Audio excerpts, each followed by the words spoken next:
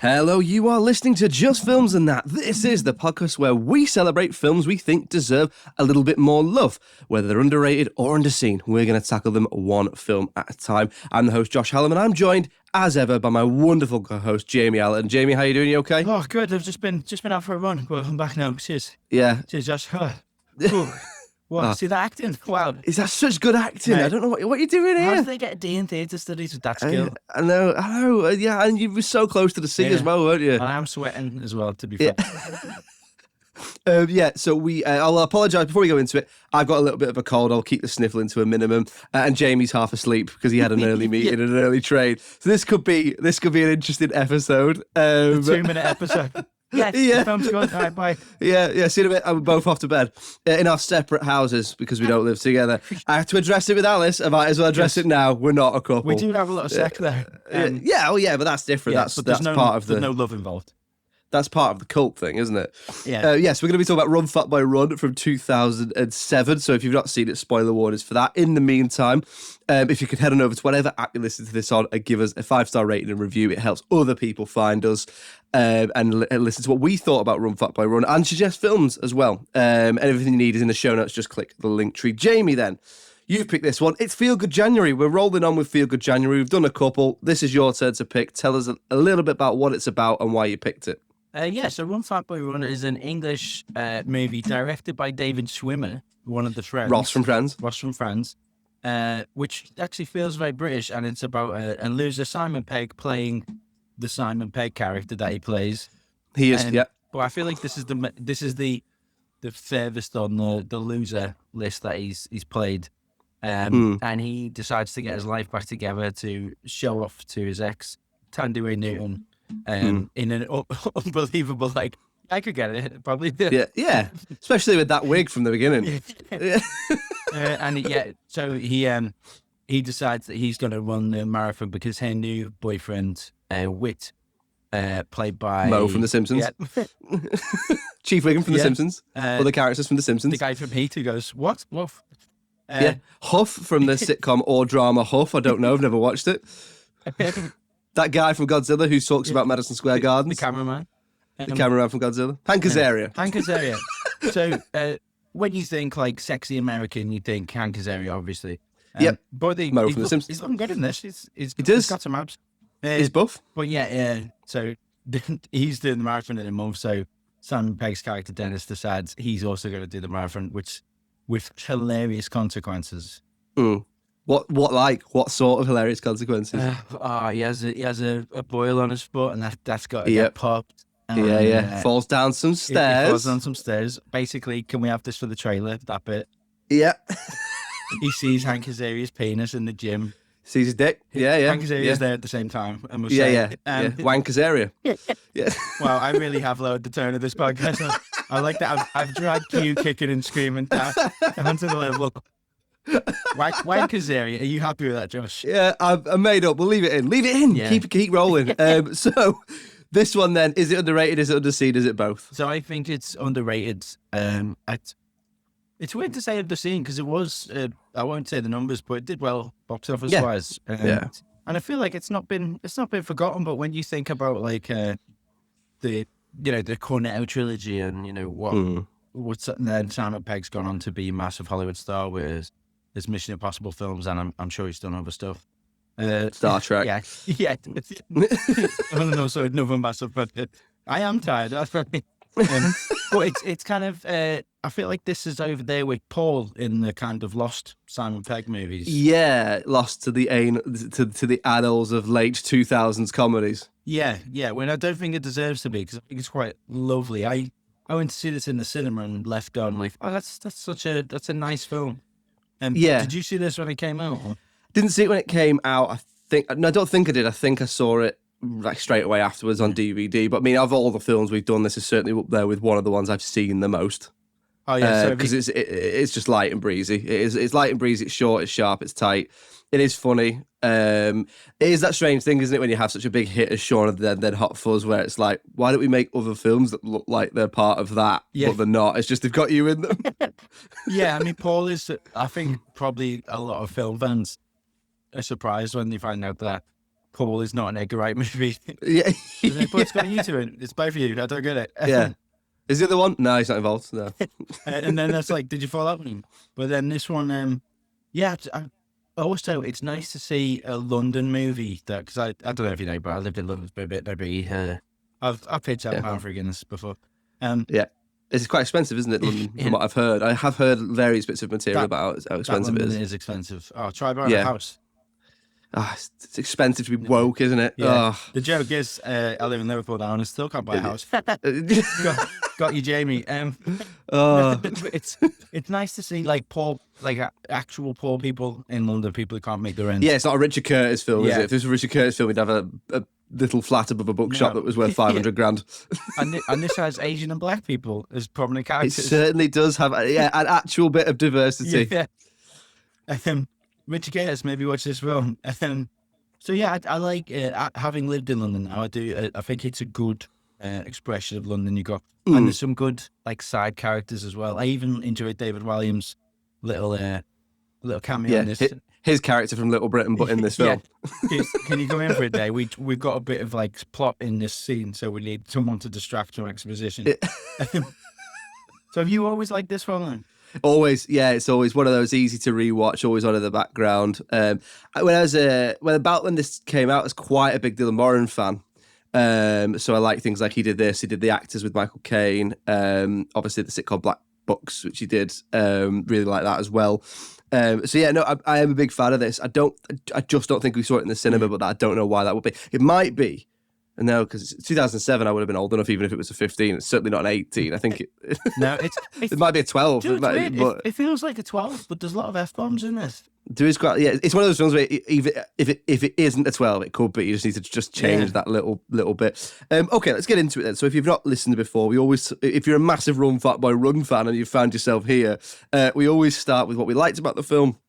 Then we move down to what we didn't like, and then we talk about the critical reception, reviewing the box office and reviewing the IMDb Rotten Tomatoes scores, and then we decide if it is underrated or underseen or both.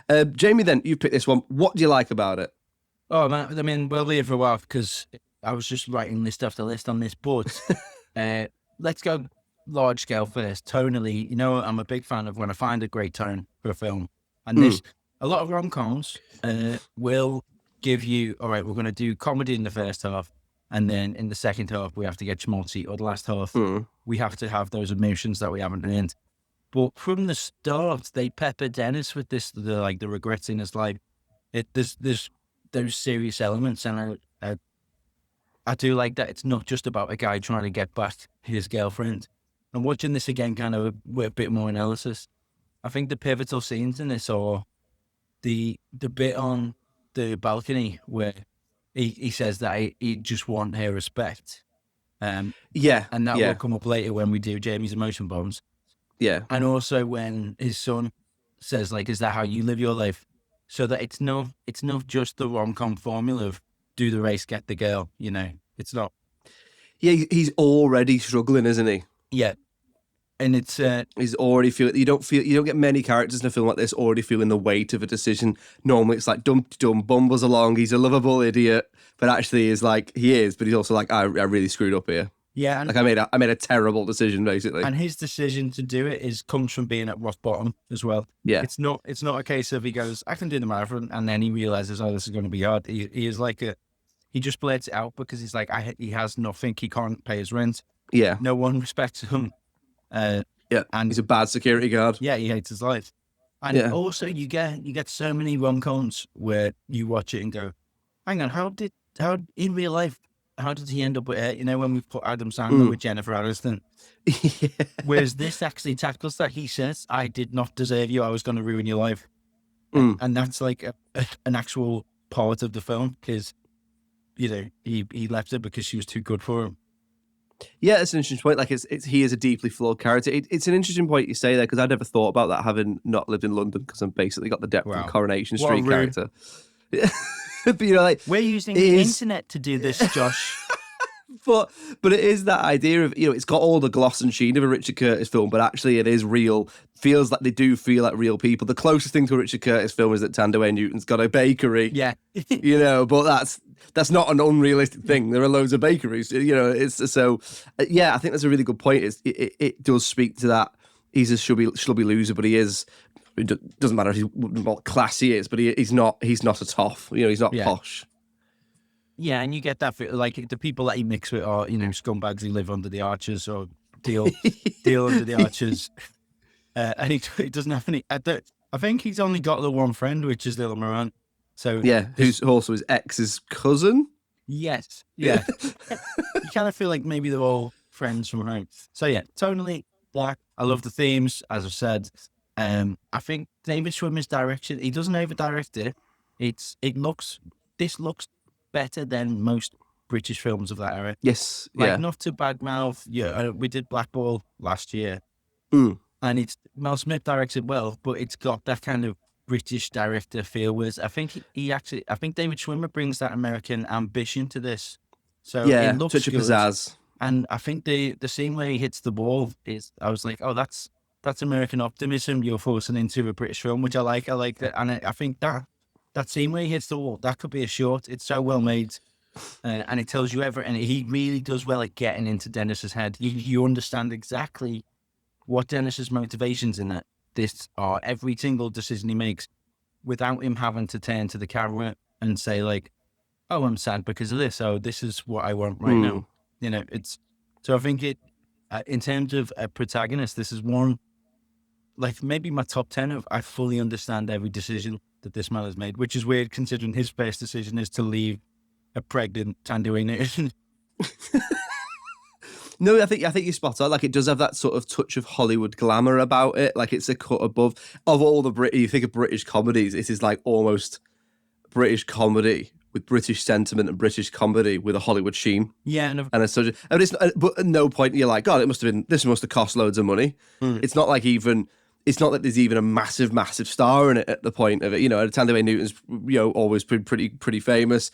Simon Pegg was at the time. But like, if this is a bigger film, Hank Azaria's probably played by a Brad Pitt or something like that. In a sort of a villainous turn. That sort of thing. And it's not. So I thought that worked really well. I thought they did a good job, and like you say, with things like the script.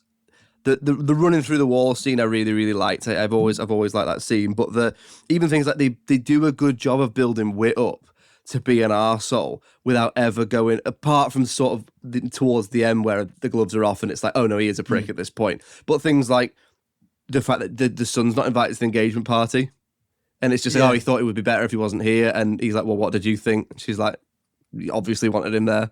Yeah, I think So I've got a bit of them and dislikes, not to spoil it for everyone, but connected to that, I do think they lace out Tandaway's Libby. It's Libby and Libby. Yeah. Libby, which is short for Elizabeth, apparently. I always was short for like Libdog or something, but Liberia, it's short for.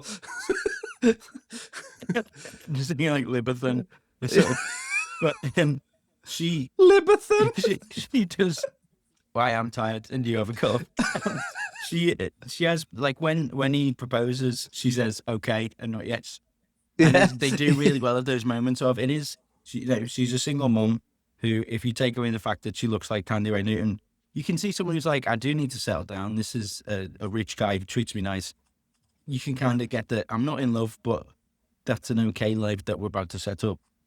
And Tandaway Newton does amazing in that. Like, why did she not star in more rom-coms? Why don't we get more? Yeah, it's a strange one, isn't it? I really hope it's not like the racism thing, that she wasn't like, completely white and blonde and blue eyes. Yeah, it's hard to say, isn't it? Because it could be her choice, I suppose. Because she's so charming in this. Yeah. And so lovable with what little that she gets. And she's so expressive with it. Like I think like in America, like an Adam Sandler rom-com, she would have to overdo like the, oh, that's your dad, just be like your dad. But she has like a whole different array of emotions at one time, almost like she's an actor. Yeah, but you also feel like everyone in this does feel a little bit more fleshed out and a little bit more real and a little bit less of a stock character. Yeah. I think that, but at the same time, I do think, it still makes me laugh. It's still funny. It's a funny film. They do that good job of, you've got Dylan Moran, who's the quirky sidekick, and he's funny, but then everyone also gets moments that are funny. Yeah, and that's the side characters. None of them are annoying.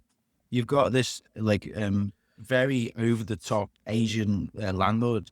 When I first saw it, I thought, oh, this is gonna be is this like a condemnation of like how renting works in London?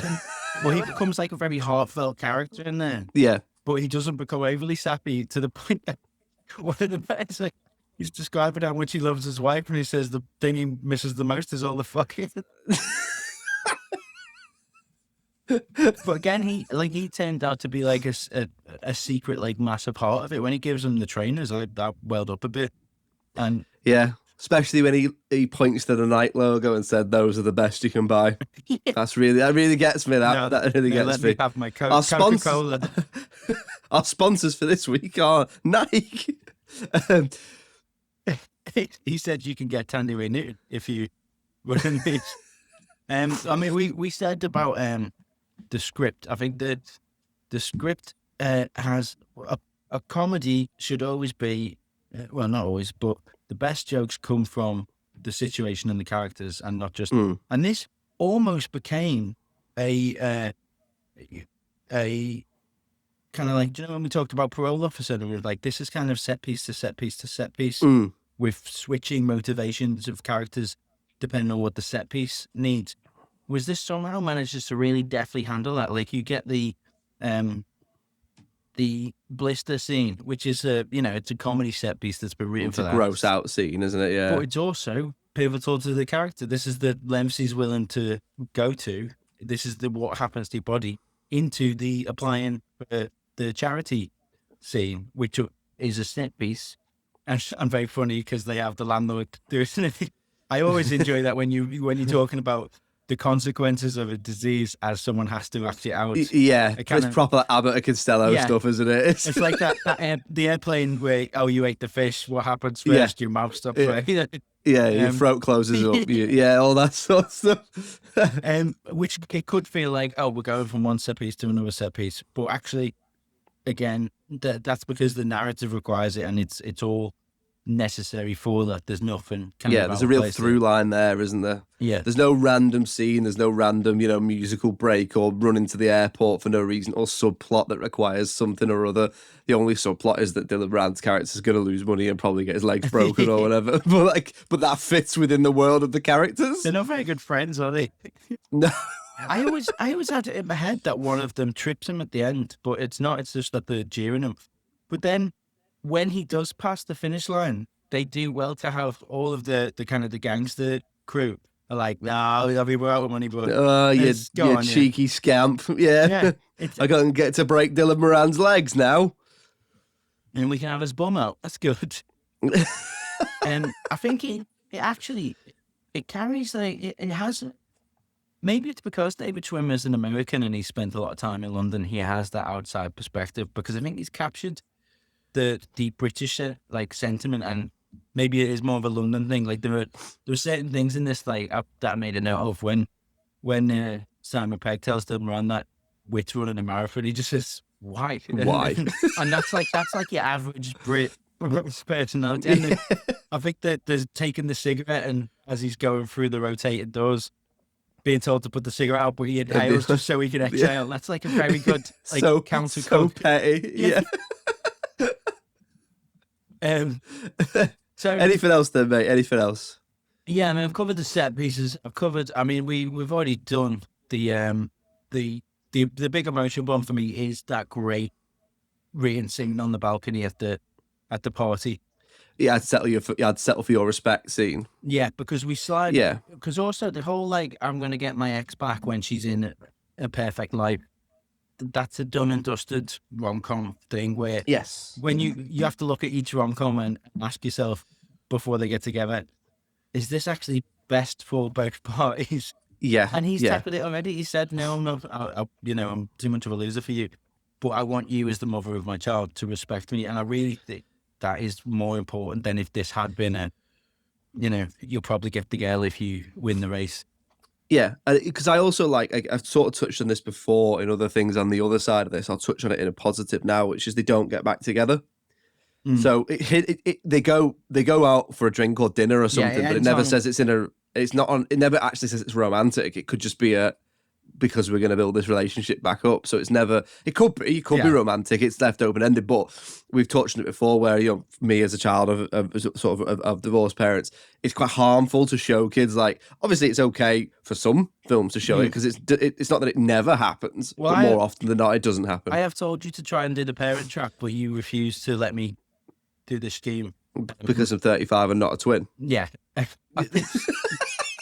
I could pull off playing you, I think. Yeah. But yeah, we'll pull off convincing my mum she had 2 kids at the same time. It's the liar, isn't it? Yes. There's hope there, but it's not, it's not a full-on sex scene. Yes. Which and the benchmark, as I've always said, is Mrs. Doubtfire. Yeah, I mean, Mrs. Doubtfire is so perfect at saying it's okay to be divorced. Yeah. Which, as people, a lot of people assume I'm a divorced man, but it's just the way I carry myself. That's okay.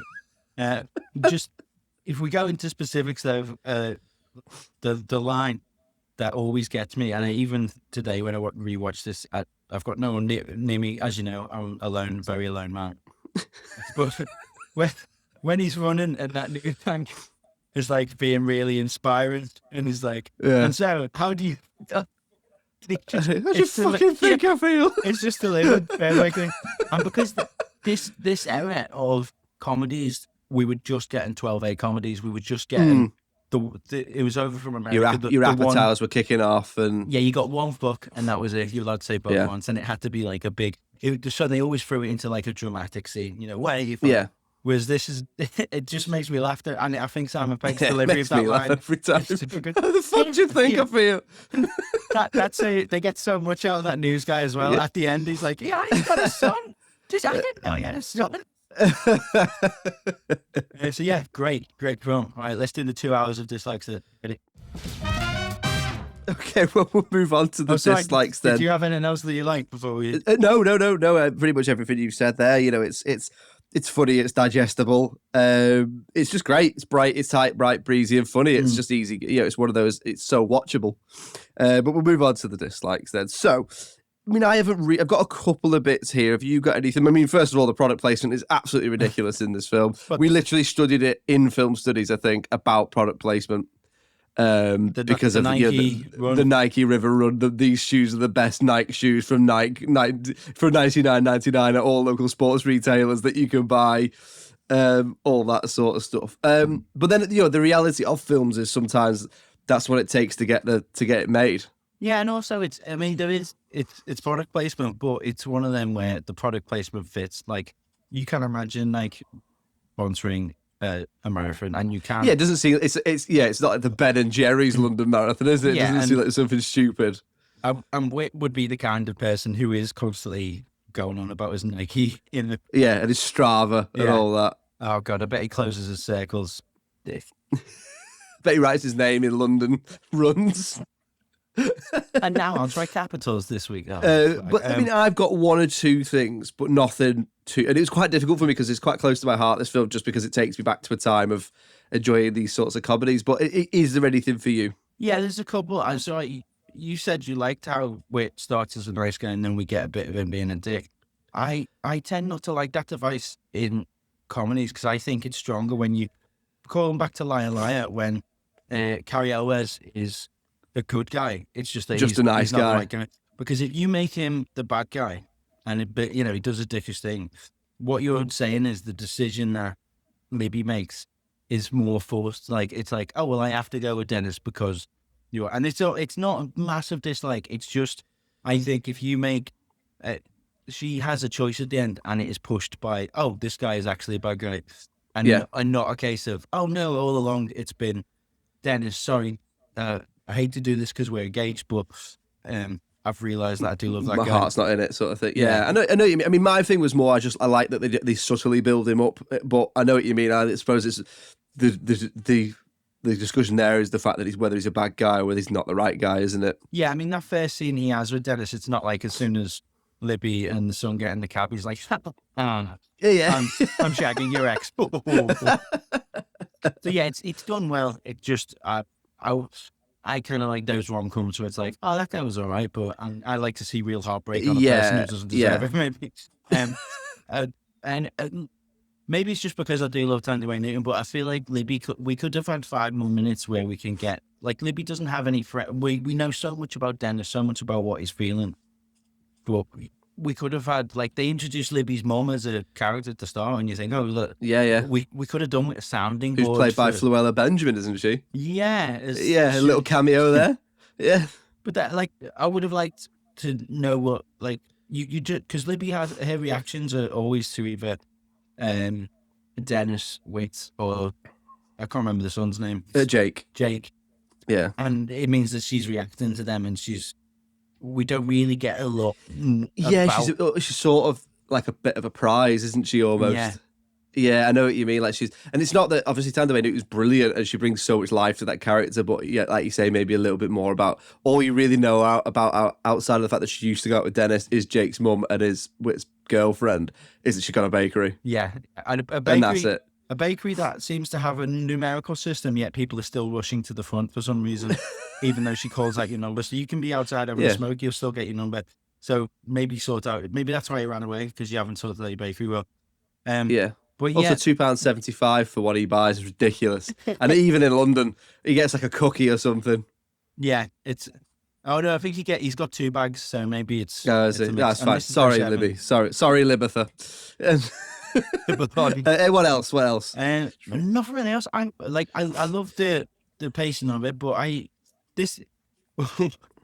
if you had a list of like runners films, I actually don't think this is a runners film, because it doesn't. You get certain things where they talk about Shafridge, where they talk about, but it doesn't really take the idea that he is getting ready for what, because it always annoys me that he has 3 weeks to train, and the guy's not. That's an insane for someone out of shape. You would not make 2 marathons. But then I suppose it's not like he does well in the race, is it? No, but he just wants to finish it. I think this would have worked better if it was over the course of 3 months, so you can actually see that big change in him. Yes, yeah. Because people who change for the better over 3 weeks, you could still be like, yeah, we be doing that next month. Yeah, it's not that long, yeah. And I think it would build up more dramatically if it was over a longer course. But again, these are only like. These are literally just because we have a section called dislikes, and I didn't want to say. I've got 1 or 2 things. First of all, why does his hair look so shit when he's young? It's the worst hair you've ever. Like, why would he even have that hair? It's unbelievably enough that he'd be able to get with Tandy Wayne Newton. Sorry if that sounds shallow, but the fact that he's got that hair, I would like more from him as to why he can't commit to stuff. So, like, it's just that's his character. He can't commit to stuff. But I would wonder, maybe there's something there in his past as to why he can't commit to stuff. He's been hurt in some way or something like that, so that his personal journey and his arc made a little bit more sense. Other than that, I've never quite been able to figure out why his landlord would benefit from him finishing the race. I think his landlord believes in him and likes him. That's no. Sorry, his landlord's daughter, I suppose. Yeah, that's weird. So I said it to my other half, and she said, "Is it not that she just firmly believes he won't finish?" I think it's that she's realised her dad is passionate about something. Yeah. And it's pissed her off that he's got a chance here to really hurt her dad. Which he does. That's a fair point. And it's, because she seems like the kind of head of the thing, and she wants him gone.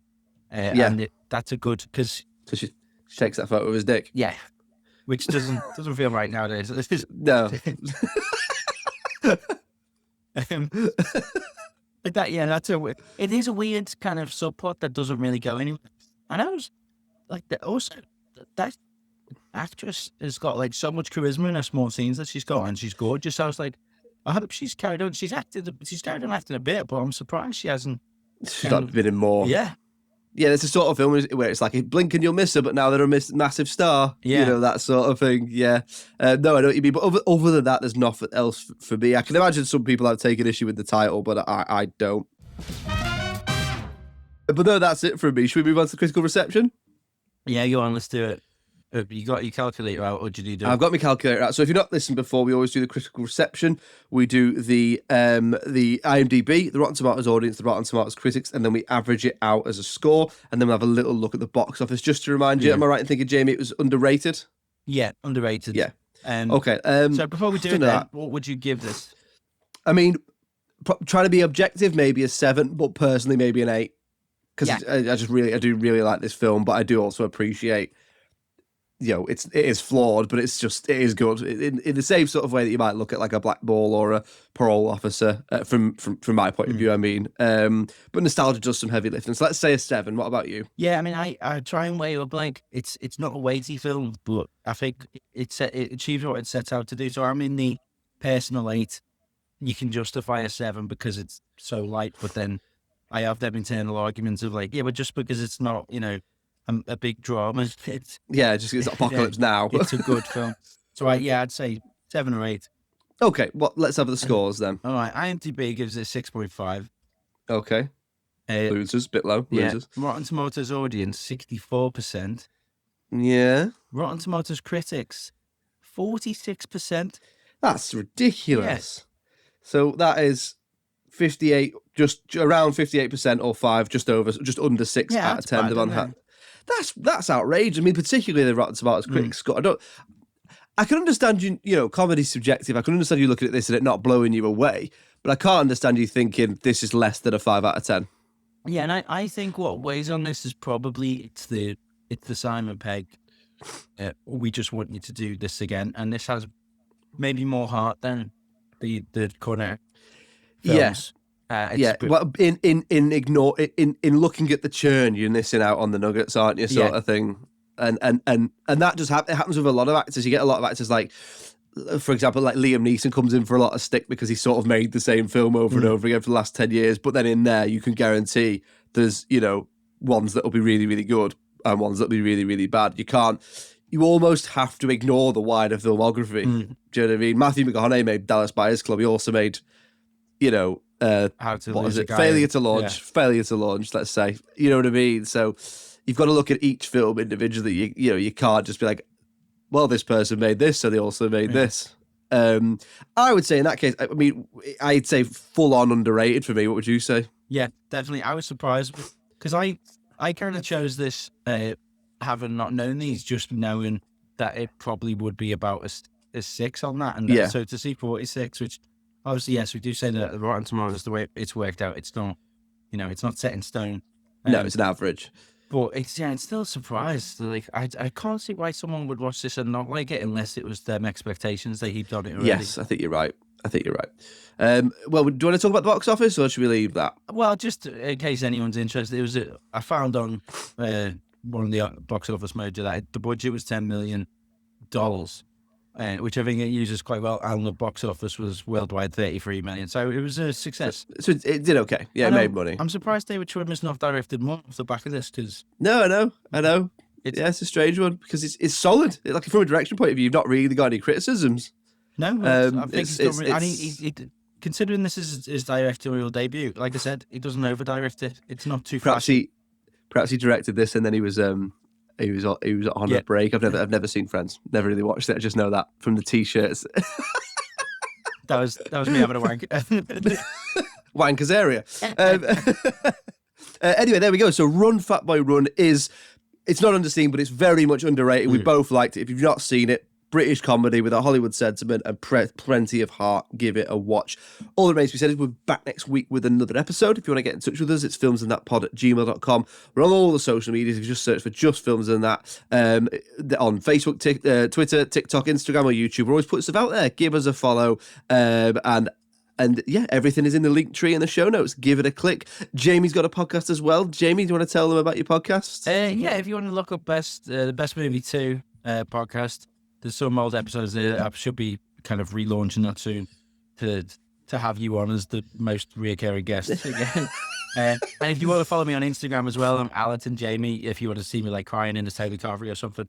It is funny when you do that, actually, especially when they've already locked up for the night and you've split in the toilets. When you set up that fake dating profile, so I thought I was dating a girl, and then I got there. Yeah.